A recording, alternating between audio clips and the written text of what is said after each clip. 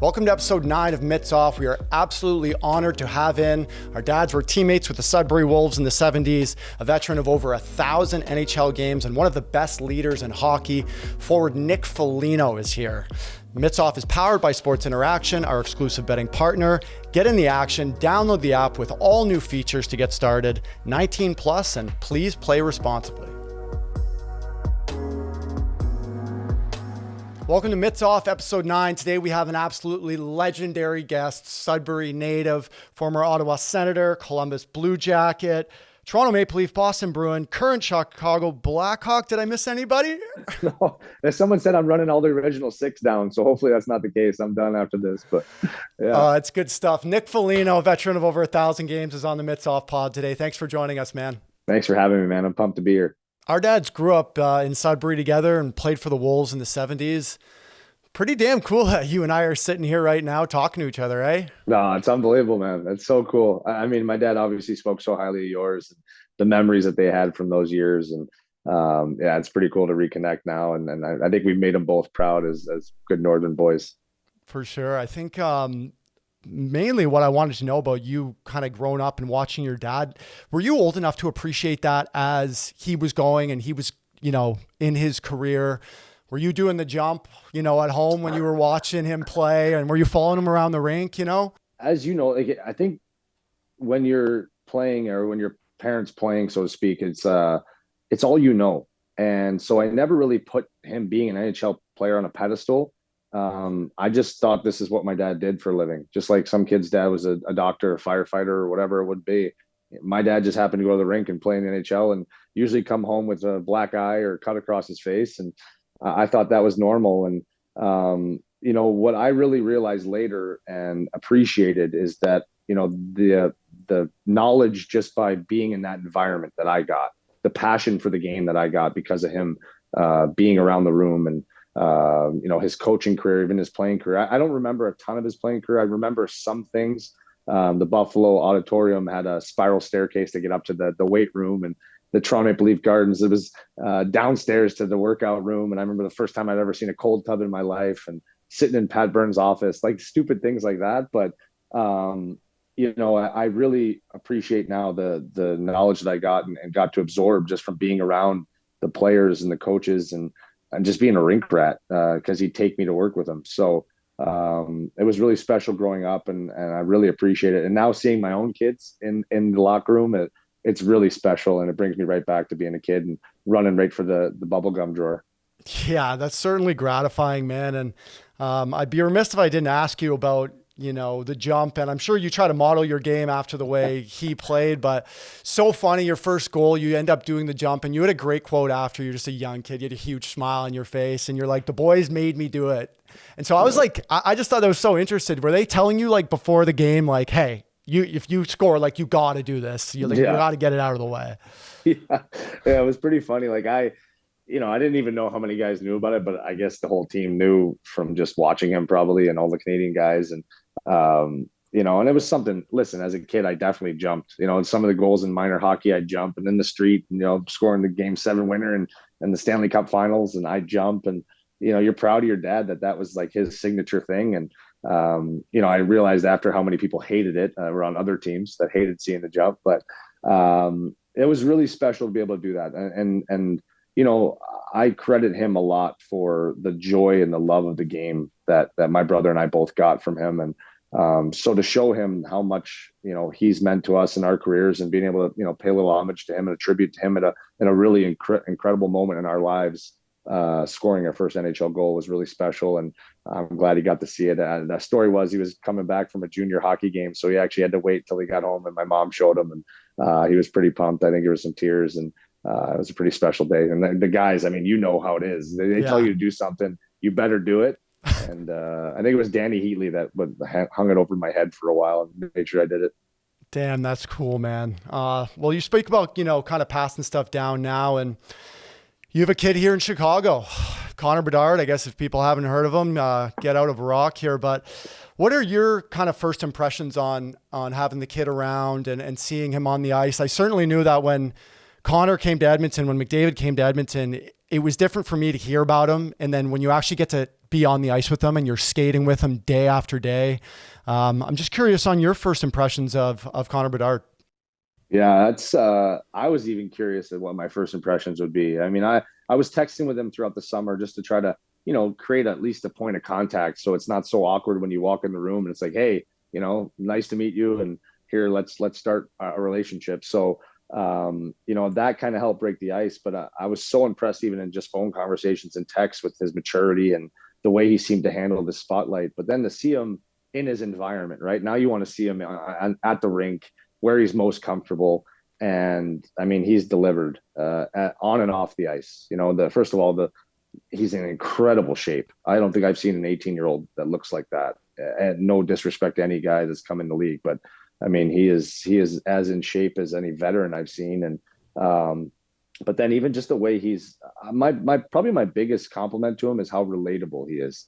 I think sometimes when I've seen where you're put on a pedestal for so long and you're almost godlike, especially with the world we live in now with social media. They built him up to be this character almost. And I love how he's just so good in the room. He still jokes, he still laughs. He's one of the guys, and I think he really enjoys that. I think that's what he loves most about hockey is being in the room with the guys. And I think that's what allows the guys just to enjoy being around him. And so that's something that really impressed me from the get-go. And obviously his skill and his work ethic is incredible, and it's hard to match.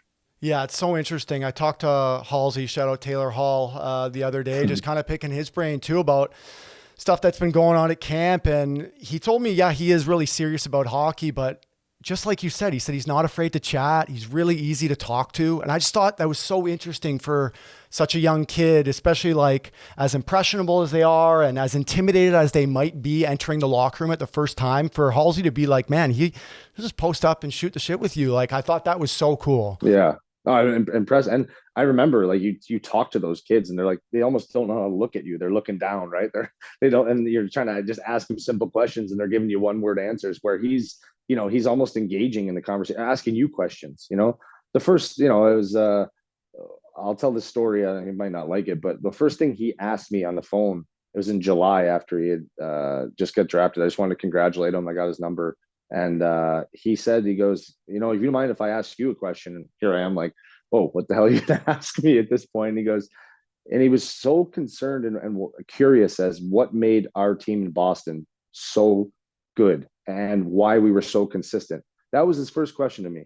Wow. And I was like, it kind of, set me back a little bit, because I was like, here's a 17 at the time, not even 18 yet, kid that, it's okay, great. Let's get the pleasantries out of the way.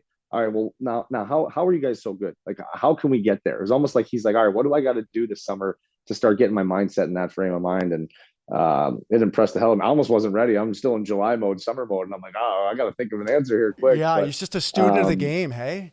Yeah, and that really, I was just like, all right, there's something different. And that's part of the intrigue of playing with these players, right? I never got to see a Sidney Crosby up close coming into the league. I got to play against them, but I never got to see an Ovechkin or a Connor McDavid, what they actually were like that first year. I've gotten to play with first overall picks, but I've never played with them right fresh out of the gate. And I'm like, wow, okay, I see what makes you so special, just his mindset. And, we're lucky to have him. At that age, at 19, well, he's 18, but you 19, when you came into the league, you had some cool, really like, older veteran guys, Alfie Fisher, Wade Redden, to name a few. Yeah. Is that kind of what you're talking about? You were going through some stresses and stuff like that. And is that a situation where you leaned on some of those older guys, or what were you like, in that dressing room when you first got in there? I was probably so annoying because I honestly, I could say, and I'm sure they'd all say it. Like I think the biggest thing was I was just so excited to be in the NHL, and I'm the one that listen to me, I can talk for days. But I think that's how my excitement came out. I just wanted to ask questions and I wanted to be in the mix. And so at first, I remember Wade telling a story that I lived with Wade Redden. He ended up marrying my cousin. So wow. It was really special. Yeah, kind of a crazy, thing that I ended up getting drafted the team that he's on. And I lived with them for the first few months. And I remember Wade telling me after, I would annoy him. He'd be like, and finally in the car after a month, he'd be like, can you just stop talking? Because I just was on the way to the rink. I'd be like, oh, what do you think we're going to do today? How he's probably now like I am. Kid, now, shut up. Shut the fuck up, please. So, it was really funny to kind of remember those things. So now I'm like, all right, I got to make sure I'm paying it forward in that aspect. But I was so lucky to come into a room like I did. I honestly say that I think it made me a better pro. It was some hard times because I had to learn still, through some of their hard lessons that, what it took to be a pro. But I got a firsthand lesson from day one on that. And they were so good to me. Alfredson, I mean, I probably had more in common. I joked with his kids. I was closer in age to his kids than him, but he would take me under his wing on the road. Mike Fisher was an incredible influence on me. And kind of the list goes on. It wasn't just those guys. There were so many good veterans in that room. Chris Phillips, Chris Kelly, Antoine Vermette, my God, Luke Richardson now I'm working with was my, wily vet at the time. And so I really look back and I feel privileged that I got to be in that room and learn and see, not even just listen to them, just watch them. That's sometimes you don't, and that was something I had to learn. Like I didn't realize how much people just watch you as an older player now. You don't have to say much. Just go be a pro and go about your business the right way. And guys soak that in because I did it the same way. I'd watch a guy, how he warmed up, how he taped a stick, how he, got ready for a game and what he ate outside the rink. I had no idea all these things. And so I was really lucky and feel very fortunate. I'm still close to a lot of those guys to this day. Well, you did talk about how he, he's almost ahead of his time. There was one clip with Bedard where, very recent, where someone stepped on the logo in the dressing room, and you could see like he kind of turned over and he was like not happy about it.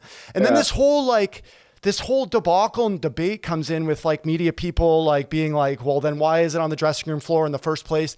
I have a pretty strong stance on this. Like I always thought it was weird, especially like playing in Edmonton when we had like up to 30 or 40 media people after, games, practices, whatever it was, being in there. I thought it should be in a separate room in the first place, but like we're in there, you guys are in there giving you their time, your energy after games, practices, on the record, off the record, and really don't ask for much. Just like avoid the logo. Like there's not too many rules for them. Yeah. You want respect, show respect. And I was kind of wondering from you as a wily old vet, if you had a take on that. I'm starting to see the conversation appear more and more.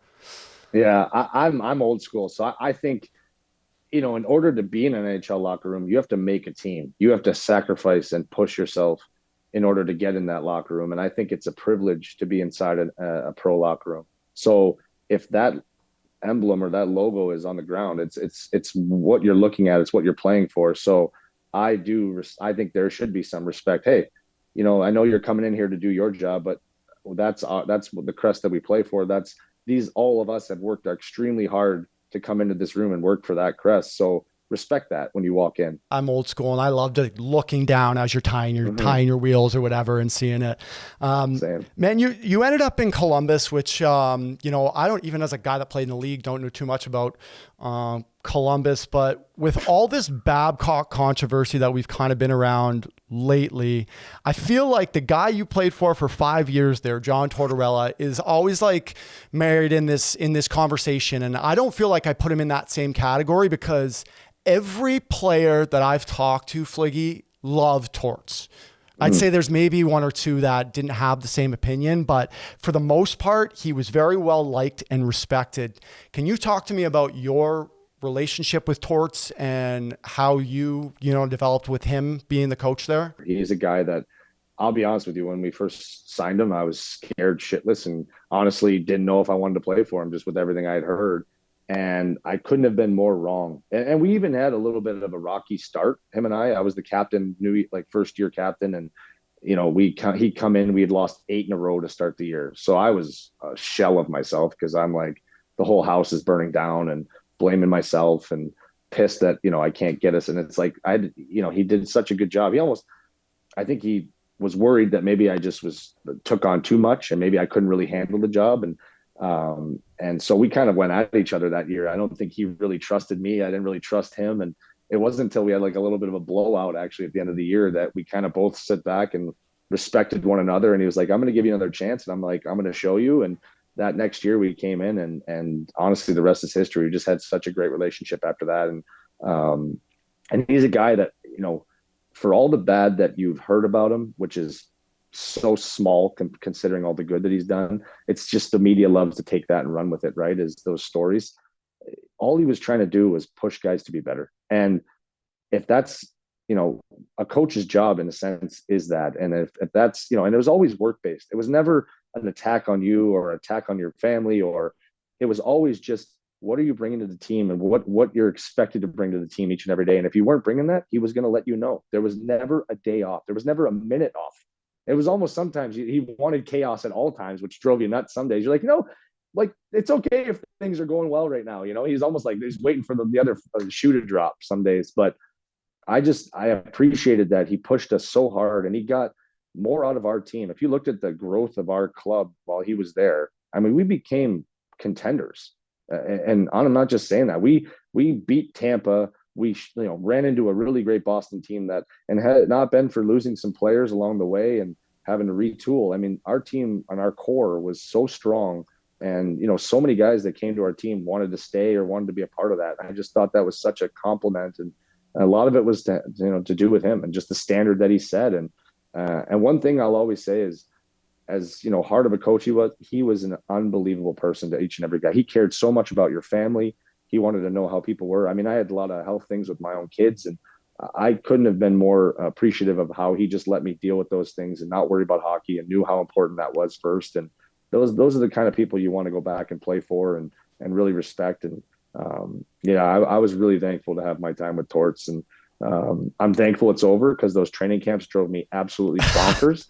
But how many times did he just like light you up, just like individually or team, like daily or like once a week? Once a week. Yeah.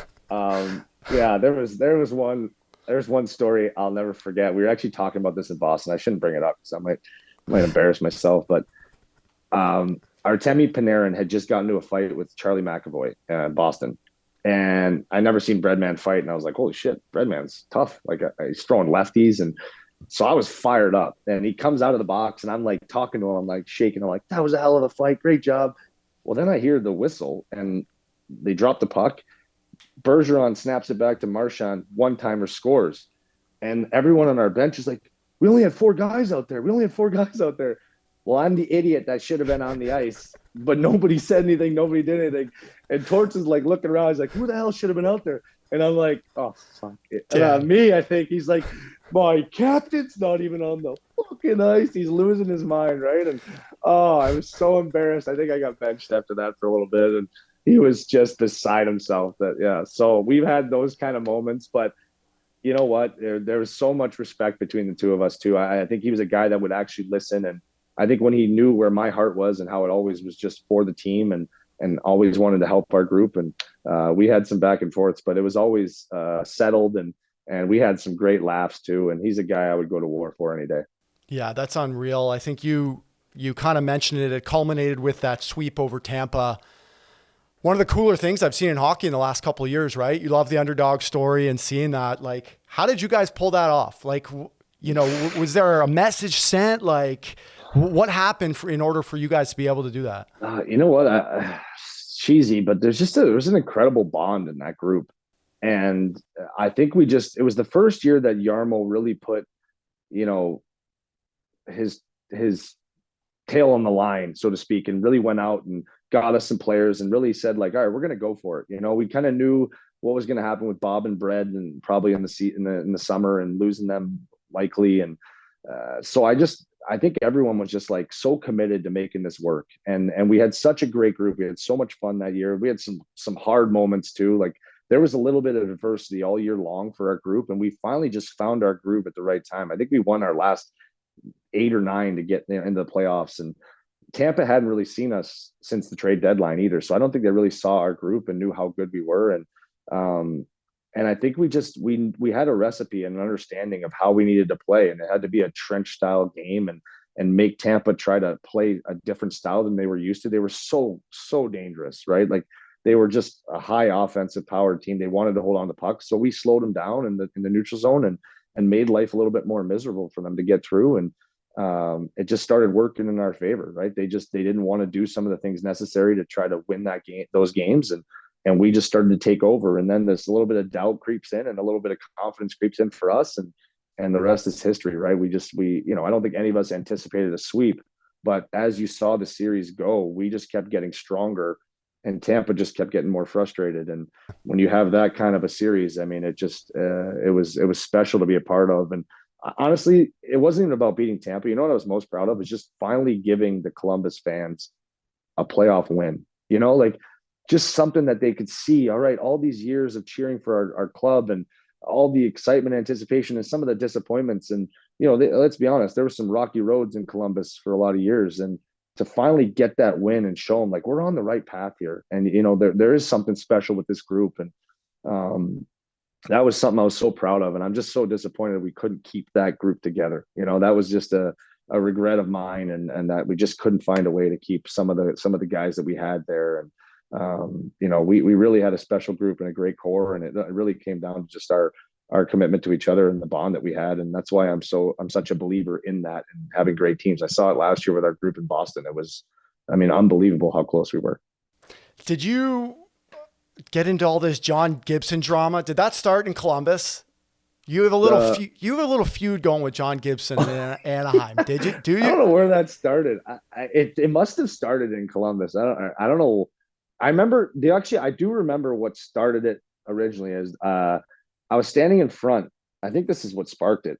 I was standing in front and he kind of gave me a shot and I kind of pushed him back. And I remember going around the net and he did like the old sweep with the old stick. Billy Smith, hey? Yeah. Yeah. And he got me like right in the laces and I was so pissed. It hurt like a mother.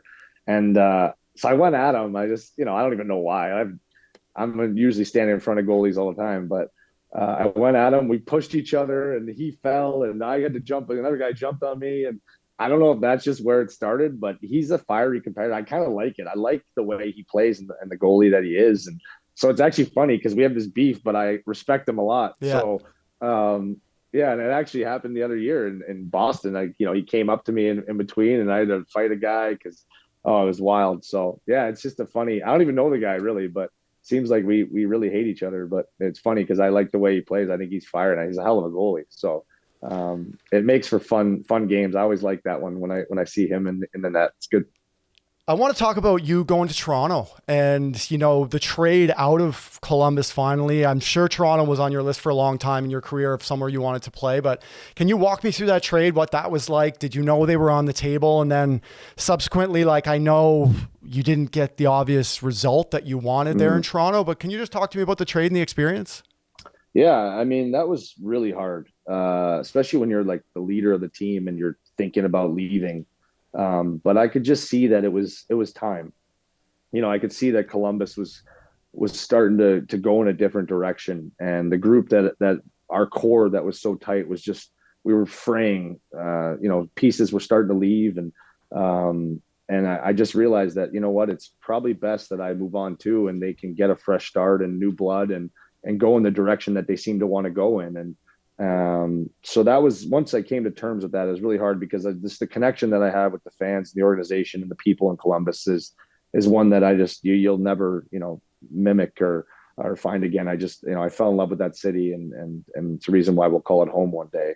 But, I was looking forward to a new challenge. I was looking forward to going to see what other teams had to offer. And, there was a couple options that year and just Toronto kept coming up and I really liked the way they played. I was curious as to, what those guys were like, the core four, playing with them, seeing a different look of leadership and going to a team where, I didn't have to be that guy, so to speak. And, I loved it. It's so disappointing for going there and the excitement that started, and I was playing great to start and then boom, one injury. And it's like the wheels fell off everything, and at the worst time possible. Right. And yeah. I was sad that I also didn't get to experience Toronto with fans. I think that hurt my experience because all I remember is the bad taste of going up 3-1 and losing somehow, which just still baffles me to this day with the group that we had. But I really enjoyed going there. I loved the organization. They treated me so well. I hated that my family couldn't come with me because of COVID. They stayed back and it was pretty, lonely. And that's one thing I learned too is, through COVID, I didn't realize the impact it had on single guys. Me having a family and having that to go home to, I didn't realize what some of my teammates were experiencing probably in Columbus at the time, where they go back to an empty apartment and we were told not to talk to each other or hang out because of COVID. Right. And how depressing and hard that was. And then being injured on top of that, and just knowing that I wasn't able to help the way I anticipated. It was tough because it was a dream come true. Like, listen, my dad played for that team. I remember the 93 run.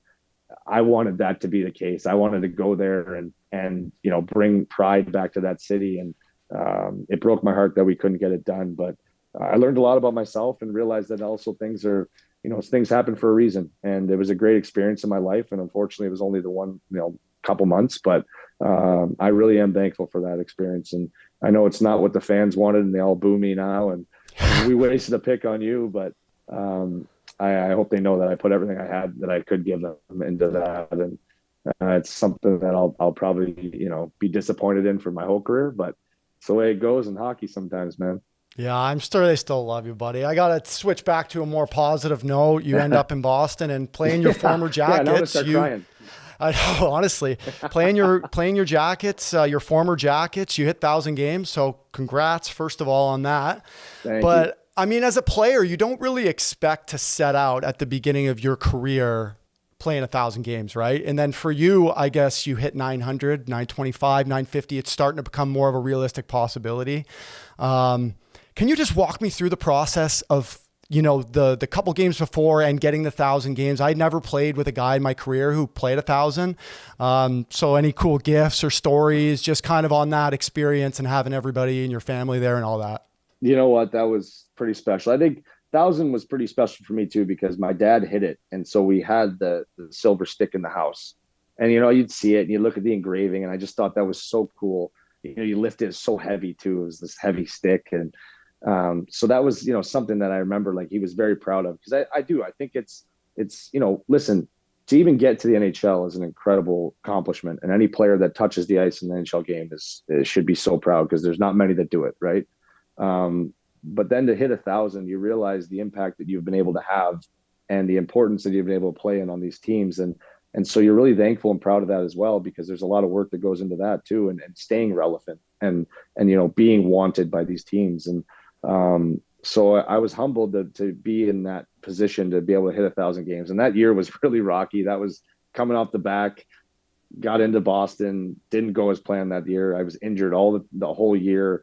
So I was like, holy shit, is this going to happen or not? And you kind of get nervous because you there's some anticipation of it. There's some planning that has to go into it. And so, luckily it hit, then oddly enough, it was here in Chicago.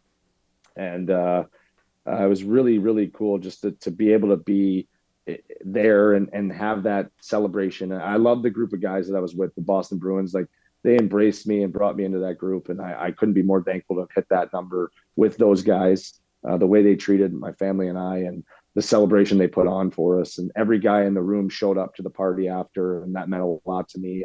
And even the gifts, you get the watch, you get some bottles of wine, and they're all engraved. And, even the painting is such a cool painting that I have. And, but probably the most meaningful one, because, the celebration was against Columbus, and that's the group of guys, the core that I really talked about, that I really grew with those few years. They actually surprised me in that summer with a brand new Sea-Doo, for my house, my lake house in Sudbury. For the lake. Yeah. And it was really cool. They engraved it with their numbers and the 1,000 games on the side, but all the guys that I really, had gone to war with for a good chunk of time. And so that to me meant more to me than they'll ever know. And, cause I really cherished that core group that we had, and, it meant a tremendous amount to me. And I'm forever thankful. It was such a great surprise. And now my kids and I rip around on that thing, and it's really fun that, it's something that I get to use, but also, cherish and make sure we don't scuff up the engraving too much. But it's really special. It was a great gift. And like I said, just to be amongst that, and, somebody told me we're the second father-son duo to ever hit that, is pretty amazing accomplishment, and something I'm very proud of. So you mentioned Luke Richardson, your former teammate, now coach, which is strange enough to think about. He had a great quote that he said when he looked at you, when he walked in the dressing room, he said, "I got to retire." Because of the kids coming in. Now you're kind of in that position now too. You talked about how you've had to make a lot of adjustments as you've got older. One of the great things you said is that at this time in this age, you're really not going to beat too many guys or, everybody in a one-on-one full ice sprint, but the older guys know the game inside the game. Mhm. What do you mean by that? And, how have you kind of had to adjust here, especially as recently as of this training camp? I just think that there's something to the game within the game, right? And I understand that you see these young kids and they fly, and that's wonderful. But how you play the game with your teammates is ultimately how the NHL is still played. As much as this one-on-one talent that we see, it's incredible. You watch Connor McDavid just walk through 5 guys. Well, there's only one of him. And for every one of him, there's 20 other guys that need to use their teammates and figure out how to break down a team by using give and goes or playing within the system and that's what you bring as a veteran guy. You understand the game faster than a lot of guys because you've seen a lot of these scenarios already. And I think that's why they're so valuable to have these veteran guys that can teach those little intricacies of the game to these younger players. Or as you get older, it just the game kind of comes to you a little easier. To be honest with you, yeah, maybe you lose a step, or what's the Luke Combs? I haven't lost a step. I just think before I take them. I love that line by Luke Combs. Yeah. And I just think that that's how it is. As a veteran guy, you process things a lot faster, even though the game almost slows down for you. And, I just feel very thankful that I'm still able to, you keep yourself in great shape and you still feel like you have this hunger and passion to play the game and at a high level and the opportunity to do that. So, I'm excited about the opportunity that I have here in Chicago to try and teach, but also to show, right. And how to play this game and how to play it the right way, as I was taught from so many great players. And if I can, give little tidbits and even learn from some of these guys too, it's incredible what these young guys come in and do. So if I can learn some of that too, you never stop learning. Just because I'm 35, doesn't mean I can't pick up something and try to apply it in my game. So that's what I love about this sport. You never stop learning, and hopefully you can give as much as you're taking. One more for you. You got to tell me about the stick collection that you talked about a bit about it off air, but I know you have one. Can you tell me, you said you went through it and there's some pretty good ones in there. Give me an insight. And you said there's a couple you don't have that you had the chance of getting. Yeah, I was pissed because I was looking through and I'm like, I swear I had like a Sid or an Ovi. And I remembered I asked those guys for it because there were some people that were ill and they, I wanted to give them something. So I asked those guys and I'm like, I'm glad it went to, but I'm like, shit, I got to get one for myself before I bounce out of here. So, it was like, those are the 2 guys that I would love to obviously get just for, the kind of being the same age and just so much respect for the way they played. But the one cool one that I forgot I had was I have Alex Kovalev's 999 point stick. And I remembered again, like, I was like, why do I, and then I asked him because I knew I wouldn't get his 1,000. There's no way he's giving a young kid his 1,000 point stick. Smart. So I was like, how cool would that be to have the 999 point stick? So I think I asked him after the game and he gave it to me and signed it. And I forgot, I mean, this thing was a piece of lumber too, man. Like I was so thankful I got to play with him. He was one of the guys I really respected and looked up to as well. Just the player he was and the guy he was to me. And then I also have Big Zdeno Chara's stick, and oh my God, you cannot flex that thing. It is lumber. I can go pole vaulting with that thing. It's unbelievable. Now I know why it hurt so bad getting cross-checked. And Gordie Howe signed one. He came through our rink, our Ottawa Center's dressing room, and I got him to sign a stick for me. And it's pretty special. I have an Austin Matthews 18-year-old stick when he came over and played World Championships with us. So that was pretty cool to see. It was neat to go through the collection of guys that I had and didn't even know I had. And it'll be fun to put those on display one day. I got to ask just a little bit about scrapping too. You had a great one with Corey Perry, who is your teammate now. People used to ask me that too. It's like, the name I think of is probably Patty Maroon, that I used to really battle with and actually scrapped. And then like 2 weeks later, he got traded to Edmonton. What's that like, having an epic tilt, and then now you guys are line mates on the fourth line? Yeah, I still think he hates me for it, but no, you know what? It's the game, right? I think if anyone, like, as you played long enough too, you realize it's the game. It's what we do for the teams that we're playing on, the guys we love, and at the time it was the right thing to do for our captain just went down, whether it was, an accident or not. And that's just what you did. You want to defend the honor. You're trying to win a Stanley Cup. You're trying to get your team to be in a position to overcome a lot of the adversity that we had faced in that game, watching him go down. And I think both of us understanding that and him obliging, it was a fight, and he kind of moved past it. But now being on his team, I think one thing I know is he'll do the same and I'll do the same for him. Right. Like, I think that's the kind of the neat part about it is, all right, you fight against each other. Well, now we're together. And if ever somebody wrongs him, or I get wronged, or any of our teammates get wronged, I know I have a guy that's going to do that. And I know I can step in at the same time. I'm never out looking for fights. I don't play that way. I do it when the time's right, or it's needed, or somebody in our team is taken advantage of, or whatever it is. Right. It's what makes hockey great in some aspects. Unreal. Well, Nick, thanks so much for your time, dude. I really appreciate it. I know how crazy this season can be, and especially in the preseason right now. And you got kids and a family, so we are so appreciative of your time. I appreciate you having me on. This is awesome that you do this. It's great. Good for you. Thanks, man. Good luck this year. Hot start, and all the best, man. Thank you. Thank you. You got to keep Halsey in line here, so thanks. Of course, buddy. Yeah. All right. Talk to you. Thanks, man.